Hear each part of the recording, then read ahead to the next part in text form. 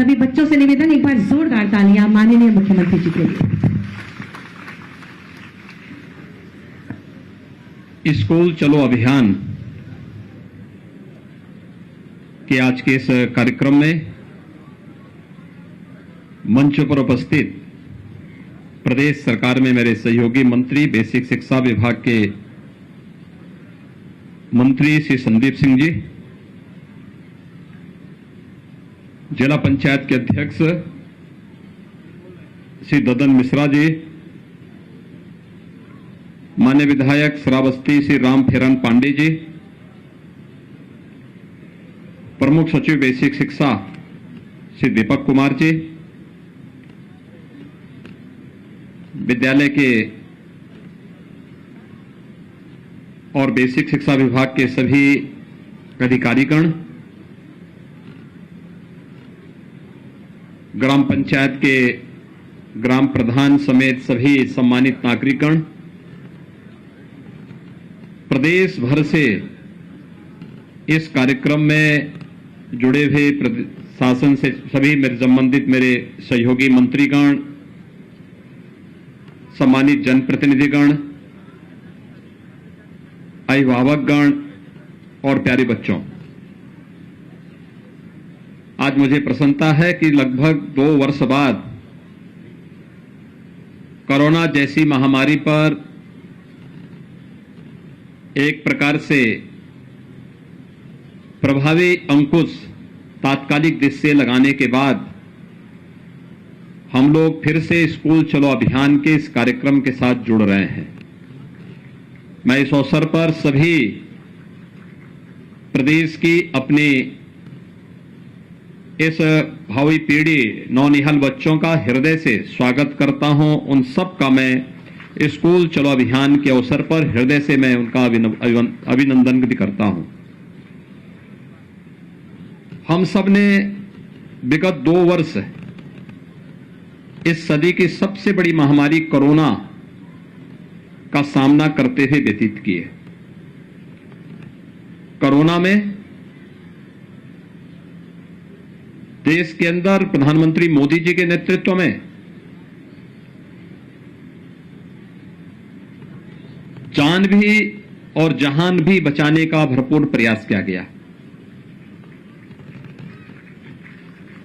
हर एक व्यक्ति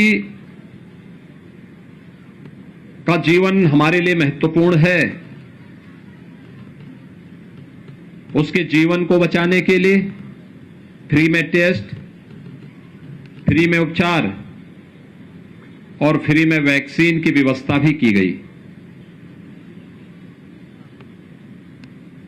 समाज के प्रत्येक तबके ने एक बार फिर से इस बात को साबित किया है कि भारत किसी भी संकट के समय अपने नेतृत्व के प्रति अटूट निष्ठा के साथ जब एकजुट होकर के इस लड़ाई को लड़ता है तो उसके परिणाम भी उसी रूप में सामने आते हैं। भारत का कोरोना प्रबंधन प्रधानमंत्री मोदी जी के नेतृत्व में पूरे देश और पूरी दुनिया के अंदर सराहा गया। कारण है क्योंकि पूरा भारत प्रधानमंत्री मोदी जी के नेतृत्व में कार्य कर रहा था और आज उसके परिणाम भी हम सबके सामने हैं। जिन देशों के पास भारत से अच्छा स्वास्थ्य की सुविधाएं हैं, वे देश बड़े पैमाने पर मौतों को रोक नहीं पाई कोरोना से, लेकिन भारत सफल रहा। हमारी संवेदना उन सभी परिवारों के प्रति है जिन्होंने अपने परिजनों को, मित्रों को, नाते रिश्तेदारों को खोया है। लेकिन हम लोग एक महामारी का सामना कर रहे हैं और भाइयों बहनों, इस महामारी से जीवन के प्रत्येक क्षेत्र प्रभावित हुआ, लेकिन स्कूली शिक्षा सर्वाधिक प्रभावित हुई। उस सब के बावजूद जब समाज खड़ा हो जाता है, नेतृत्व के साथ मिलकर के इस लड़ाई को लड़ता है, तो उसका परिणाम भी हमारे सामने उसी रूप में देखने को मिलता है। आज हम सब यहां पर फिर से 2 वर्ष के बाद स्कूल चलो अभियान के साथ जुड़ रहे हैं। याद करिए 2020 में, अप्रैल 2020 में इस समय लॉकडाउन था, सारी गतिविधियां बंद थी, पूरी तरह गतिविधियां ठप सी हो गई थी और ये लगातार अगले 2-3 महीनों तक चलता रहा। लेकिन आज उत्तर प्रदेश जैसे देश के सबसे बड़े राज्य की स्थिति पर हम जब चर्चा करते हैं तो उत्तर प्रदेश 25 करोड़ की आबादी का राज्य और 25 करोड़ की आबादी के राज्य में आज के दिन पर नाम मात्र के कोरोना के एक्टिव केस ही बचे हुए हैं। सारी गतिविधियां खुल चुकी हैं, 30 करोड़ से अधिक वैक्सीन की डोजेस दी जा चुकी हैं। जिन लोगों के काम धंधे प्रभावित हुए, फ्री में राशन की व्यवस्था उनके लिए एक बार नहीं, डबल इंजन की सरकार है, महीने में 2 बार फ्री में राशन की व्यवस्था भी उनके लिए उपलब्ध करवाने की कार्रवाई हो रही है। प्रवासी कामगार और श्रमिकों के लिए रोजगार सृजन की कार्रवाई युद्ध स्तर पर आगे बढ़ रही है। और उन्हीं स्थितियों में कोरोना कालखंड में प्रधानमंत्री मोदी जी के नेतृत्व में तकनीक का भी प्रयोग किया गया। ऑनलाइन एजुकेशन को बढ़ावा देने के लिए कार्य प्रारंभ हुआ। आज प्रदेश सरकार स्नातक प्रास्नातक के सभी छात्र छात्राओं को टैबलेट और स्मार्टफोन वितरण करने की कार्रवाई युद्ध स्तर पर आगे बढ़ा रही है। लेकिन हम सबको शिक्षा की सबसे बेसिक यानी जो सबसे आधारभूत इकाई है बेसिक शिक्षा, इस पर विशेष ध्यान दिए जाने की आवश्यकता है। बहुत सारे बच्चे होंगे जो 2 वर्ष के अंदर स्कूल का मुंह न देखे हों और अब स्कूल जाने में उनको थोड़ा आलस आ रही हो, और इसलिए तय किया गया कि हमें फिर से स्कूल चलो अभियान के कार्यक्रम के साथ हर एक बच्चे को जोड़ना होगा, हर एक परिवार को जोड़ना होगा और कोई बच्चा छूटने न पाए। इसके लिए समाज को एक संकल्प के साथ आगे बढ़ना होगा। भाइयों बहनों, शिक्षा यह एकमात्र साधन है जो प्रत्येक व्यक्ति के जीवन में परिवर्तन का कारक बन सकती है।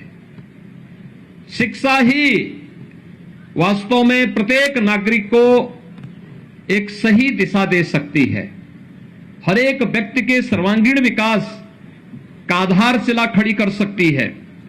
और याद रखना, जब व्यक्ति सक्षम होगा तो समाज भी सक्षम होगा, और समाज सक्षम होगा तो राष्ट्र स्वयं ही सशक्त होता हुआ दिखाई देगा।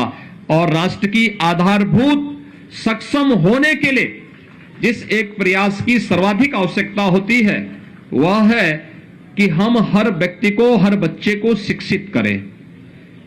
ये न केवल हमारा नैतिक दायित्व है बल्कि हमारा ये राष्ट्रीय कर्तव्य भी बनता है कि अपने देश को दुनिया की एक ताकत बनाने के लिए हमें हर एक बच्चे को शिक्षित करना होगा। और शिक्षित करने के लिए आवश्यक है हम उसे स्कूल भेजें, स्कूल लेकर के आए।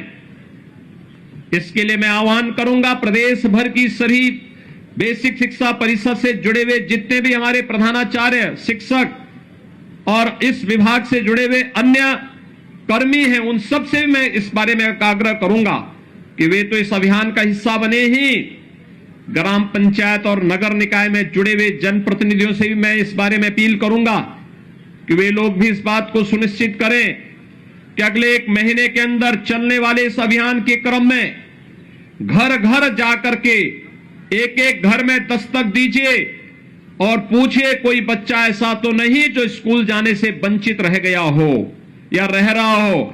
उसको स्कूल ले जाना, नजदीक के स्कूल में उसका रजिस्ट्रेशन करवाना, उस बच्चे को uniform, bag, books, shoes, socks, sweater, ये सभी प्रकार की सुविधाओं से इसे आच्छादित करने की तैयारी करना। इस पूरे कार्यक्रम को अगर हम जोड़ते हैं, इस पूरे कार्यक्रम को एक साथ आगे बढ़ाते हैं, तो भाइयों बहनों, इससे बढ़कर के पवित्र कार्य दूसरा हो ही नहीं सकता है। श्रीमद् भगवत गीता भी तो यही कहती है कि किसी को ज्ञानवान बना देना ही ये जीवन का सबसे पवित्र कार्य है, और इसका आधार कोई बन सकता है तो शिक्षा बनेगी। शिक्षा, और इसीलिए स्कूल चलो अभियान 2017 में हम लोगों ने प्रारंभ किया था।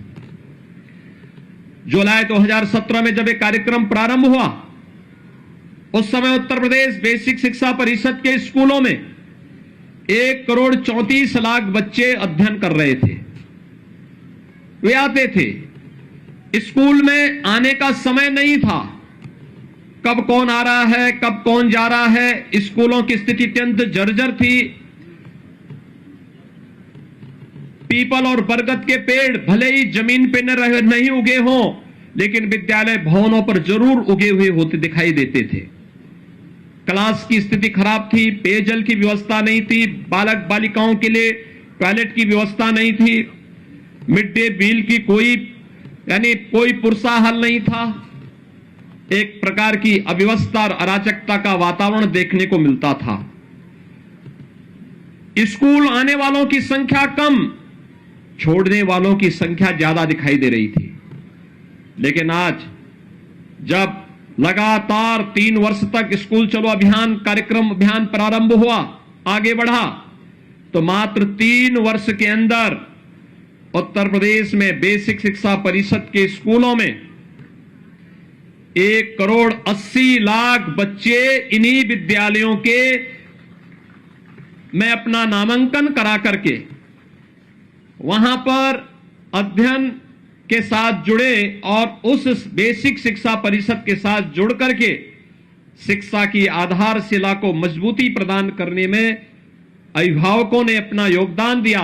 तो बच्चों ने आकर के इन स्कूलों को फिर से एक बार यहां की रौनक को बढ़ाने का काम भी किया।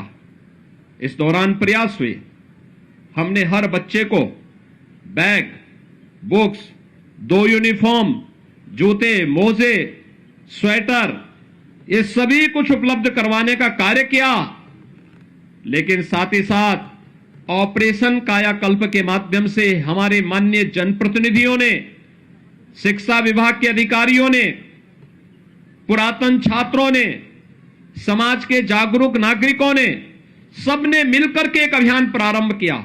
और वह अभियान था जिसमें एक एक विद्यालय गोद लेकर के और उन विद्यालयों में अच्छी फ्लोरिंग बना देना, साफ सफाई की व्यवस्था कर देना, वॉल पेंटिंग की व्यवस्था करना, वहां पर बच्चों के लिए जो भी अन्य रोचक कार्य हो सकते हैं, सेपरेट टॉयलेट की व्यवस्था करना, पेयजल की व्यवस्था करना, वहां पर विद्युत की आपूर्ति हो सके, इसके लिए भी प्रयास प्रारंभ हुए।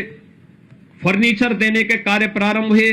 मुझे स्वयं जब एक विधायक के रूप में जो विधायक निधि मिली, तो मैंने अपने विधानसभा क्षेत्र में हर विद्यालय में बेसिक शिक्षा परिषद से जुड़े हुए हर विद्यालय में फर्नीचर देने का काम किया, जिससे वहां पर हर बच्चा आकर के स्कूल में फर्नीचर में बैठ सके, कुर्सी मेज में बैठ सके, उस प्रकार की व्यवस्था वहां पर उनके लिए देने का कार्य हुआ। मिड डे मील के स्तर को सुधारने का कार्य हुआ।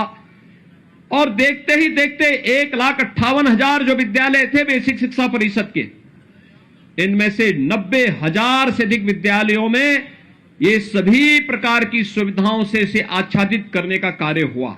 आज बढ़कर के 1,34,000 तक पहुंच चुकी है।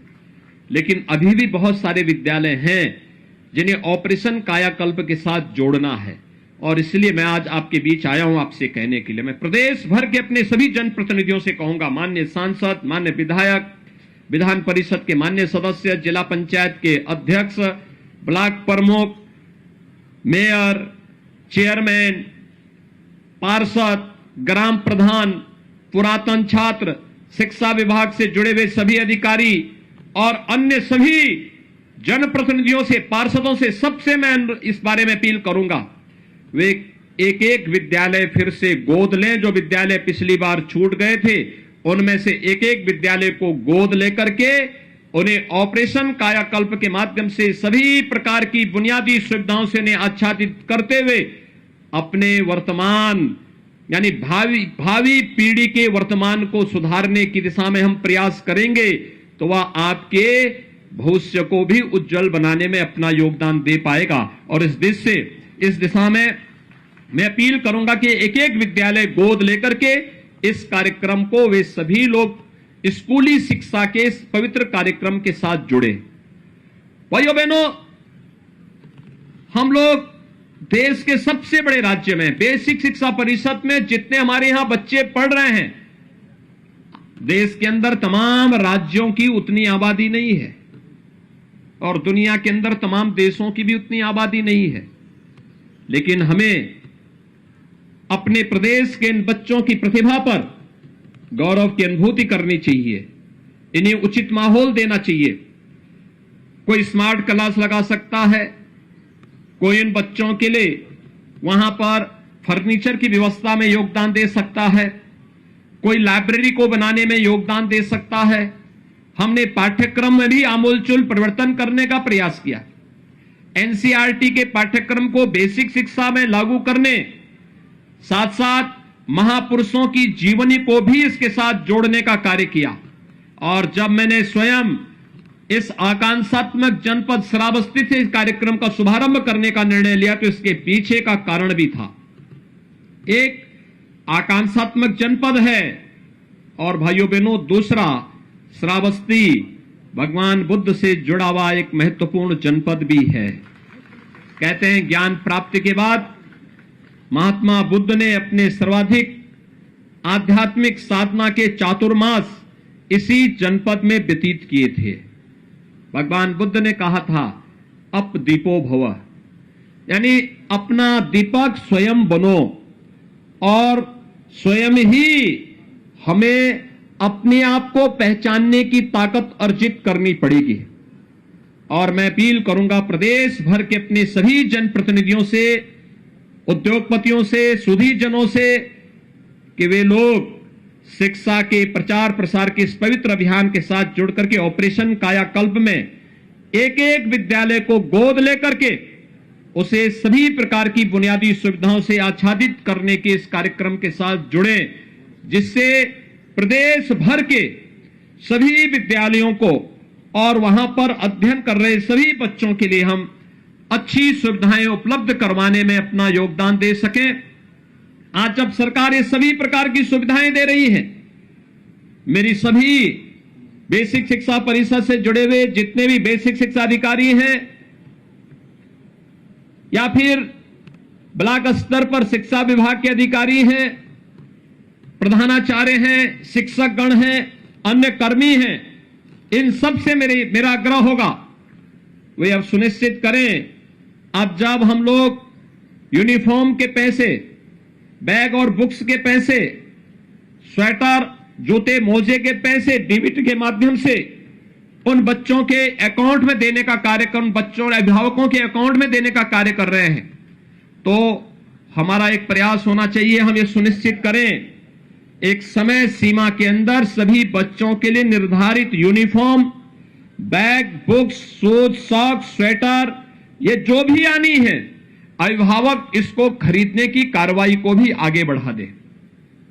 ऐसा ना हो कि पैसा गया और बच्चा बिना यूनिफॉर्म के स्कूल आ रहा है। दूसरा, स्कूल में केवल पठन पाठन के साथ ही अगर हम उस बच्चे को खेल कूद की गतिविधियों के साथ नहीं जोड़ पा रहे हैं, उस बच्चे को किसी रचनात्मक गतिविधि के साथ नहीं जोड़ पा रहे हैं, तो मुझे लगता है शिक्षा का एक ही पक्ष फिर हम पूरा कर रहे हैं।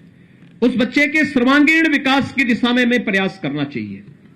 मैं प्रदेश के अंदर बहुत सारे जनपदों में जाता हूं और जिन भी जनपदों में जाता हूं बेसिक शिक्षा परिषद के स्कूलों में मैं अक्सर जाता हूं, क्योंकि बेसिक शिक्षा की आधारभूत इकाई है।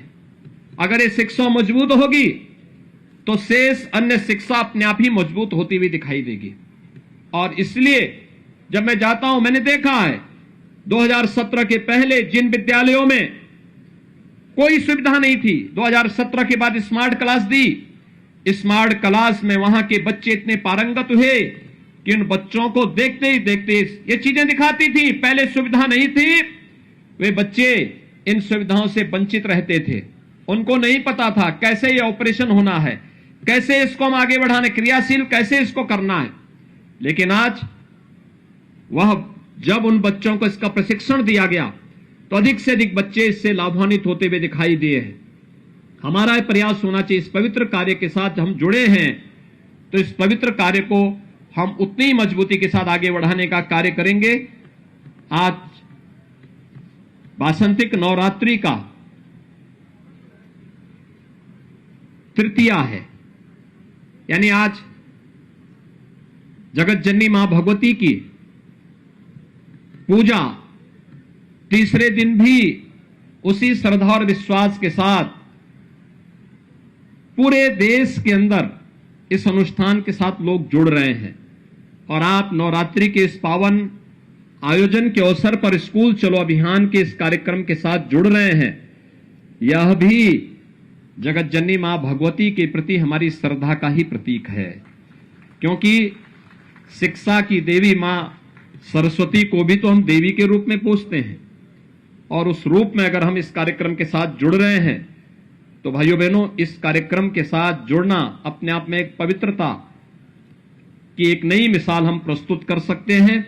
एक बार फिर से स्कूल चलो अभियान के साथ जुड़े हुए प्रदेश भर के सभी जितने भी हमारे स्कूल, बेसिक शिक्षा परिषद के स्कूल हैं, इन सभी को मैं आह्वान करूंगा कि अगले एक माह के अंदर जो आपके सामने लक्ष्य है कि कोई भी बच्चा छूटने ना पाए, कोई भी हो, वह स्थायी हो या प्रवासी हो, यहां तक कि अगर कोई कामगार, प्रवासी कामगार और श्रमिक भी यहां पर यूपी में आकर के काम कर रहा है और वह कुछ ही दिन के लिए आया है, 4 महीने 6 महीने के लिए आया है, तो भी हम उसका प्रवेश, उनके बच्चों को प्रवेश जरूर करवा लें। 3 से 5 साल तक के बच्चों को मिनी आंगनबाड़ी में प्री प्राइमरी के रूप में से आगे बढ़ाने की कार्रवाई हमें आगे बढ़ा देनी चाहिए।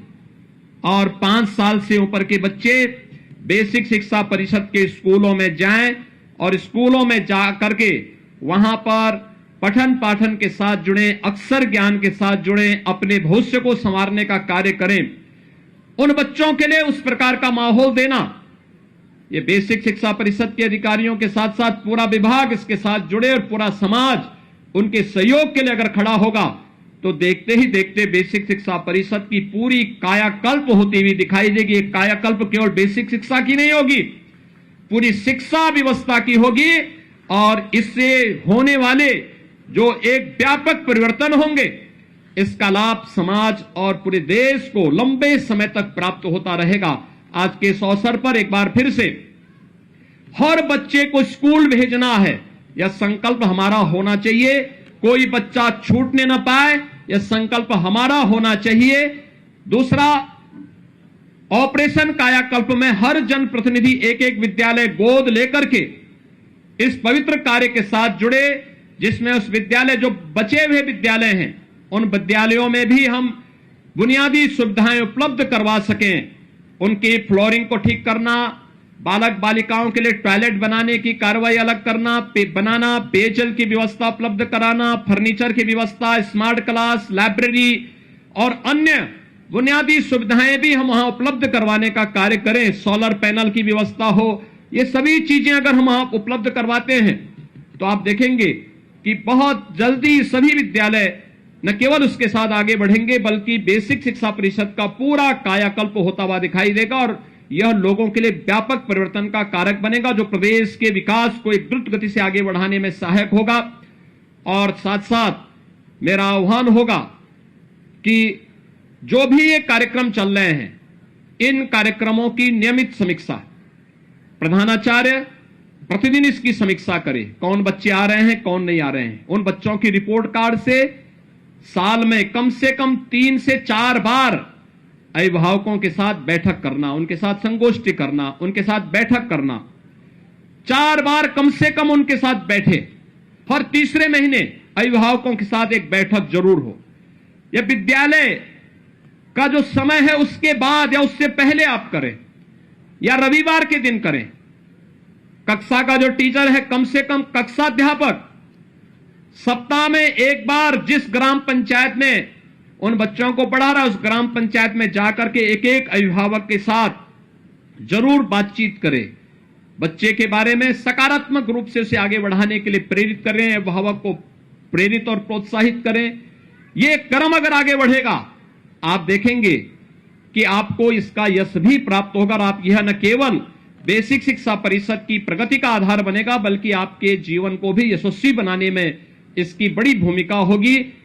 एक बार फिर से नियमित समीक्षा इस बात की भी कि डीबीटी के माध्यम से जिन बच्चों के अभिभावकों के अकाउंट में पैसा चला गया है उसकी सूची लेकर के यह सुनिश्चित करना कि उन बच्चों के लिए यूनिफॉर्म समय पे बन जाए, बच्चे अपने निर्धारित यूनिफॉर्म में स्कूल आए, बैग बुक्स है, जूते मोजे हैं, सर्दियों में स्वेटर है, ये सभी उन बच्चों को उपलब्ध हो और समयबद्ध ढंग से इस कार्यक्रम को हम आगे बढ़ा सकेंगे। एक बार फिर से यहां पर बेसिक शिक्षा विभाग को अंतर विभागीय समन्वय के साथ आगे बढ़ने की कार्रवाई को और तेजी से आगे बढ़ाना होगा, जिसमें ग्राम्य विकास, पंचायती राज, नगर विकास, बाल विकास और पुष्टाहार, इन सभी विभागों को आगे बढ़ाना, एक साथ जोड़ना। यह अंतर विभागीय समन्वय में बड़ी ताकत है। हमारा प्रयास होना चाहिए हर विद्यालय के पास अपना खेल का मैदान हो, हर विद्यालय के पास अपनी रचनात्मक गतिविधि को आगे बढ़ाने के लिए उचित माहौल हो, हर विद्यालय के पास पेयजल की अपनी सुविधा हो, हर विद्यालय के पास अच्छा पाठ्यक्रम हो और समय समय पर शिक्षकों के रिफ्रेशर कोर्स भी होते रहें, समय के अनुरूप हम अपने आप को ढाल सकें, तकनीक से हम आच्छादित हो सकें।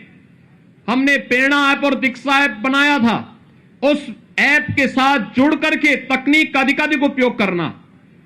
अगर भविष्य में कभी कोरोना जैसी कोई महामारी आती है तो उस समय भी हमारे स्कूली बच्चे कहीं भी शिक्षा से वंचित न होने पाए, ऑनलाइन एजुकेशन के लिए हम उनको तैयार कर सकें, हमारी स्मार्ट क्लासेस तैयार रहें, हम उनके स्मार्टफोन पर या उनके अभिभावक के उनके घर में जो एलईडी होगा या उनके घर में जो टेलीविजन होगा उसके माध्यम से इस पाठ्यक्रम को घर घर तक पहुंचाने का कार्य कर सकें। हमें तकनीक को इतनी विकसित करनी होगी, इस दिशा में आगे बढ़ाने की आवश्यकता है और मेरा विश्वास है एक बार अगर सामूहिक रूप से हम सब मिलकर के इस कार्यक्रम के साथ जुड़ जाएंगे, कोई कारण नहीं कि कार्य संभव न हो, हर कार्य संभव हो सकता है। उत्तर प्रदेश जैसे राज्य में इसको और भी मजबूती के साथ आगे बढ़ाया जा सकता है। मैं एक बार फिर से बेसिक शिक्षा परिषद को स्कूल चलो अभियान के कार्यक्रम को आगे बढ़ाने के लिए हृदय से बधाई देता हूं और विश्वास व्यक्त करता हूं कि शासकीय स्तर पर भी हर सप्ताह इसकी समीक्षा हो कि कितने बच्चे अपना नामांकन कराए हैं और कितने अभिभावकों के साथ संवाद का एक कार्यक्रम आगे बढ़ रहा है और हम मजबूती के साथ इस कार्यक्रम को सफलतापूर्वक आगे बढ़ाने का कार्य कर रहे हैं। मैं एक बार फिर से पूरे प्रदेश भर के सभी बच्चों को, जो नौनिहाल बच्चे हैं 1 से लेके 8वीं तक की क्लास में जिनका प्रवेश होना है, इन सभी बच्चों को आज मैं एक बार फिर से हृदय से स्कूल चलो अभियान के लिए हृदय से बधाई देता हूं। उन्हें नवरात्रि की हृदय से शुभकामनाएं देता हूं, उनके उज्जवल में भविष्य की कामना करता हूं और विश्वास व्यक्त करता हूं कि हम सब स्कूल जाकर के अच्छा पढ़ेंगे, अच्छा करने का प्रयास करेंगे, अच्छा नागरिक बनेंगे और देश को अपना सशक्त बनाने में अपना योगदान दे पाएंगे।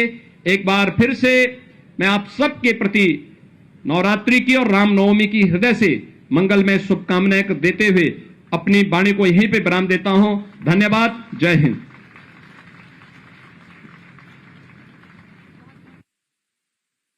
बहुत बहुत धन्यवाद और आभार माननीय मुख्यमंत्री जी आपके प्रेरणादायी उद्बोधन के लिए।